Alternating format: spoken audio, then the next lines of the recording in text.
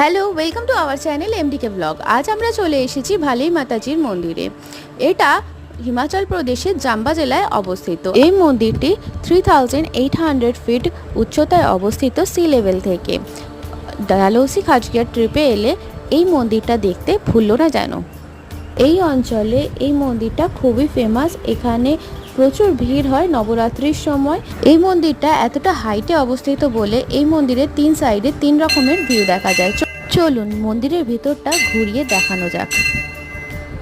ওই যে দূরে যে সবুজ লেকটা দেখতে পাচ্ছেন, এটা হিমাচল প্রদেশের সবচেয়ে বড় ন্যাচারাল লেক চামেরা লেক। মন্দিরের ভিতর থেকে ভিউটা খুবই ভালো দেখা যাচ্ছে। চলুন দেখানো যাক এবার মা ভদ্রকালীর মূর্তি। এই হলো মন্দিরের গর্ভগৃহ। এখানে আপনাকে দর্শনও করতে দেয় এবং ভিতরে ঢুকে প্রণামও করতে দেওয়া হয়। এই হলো মন্দিরের বাইরের এলাকা। কত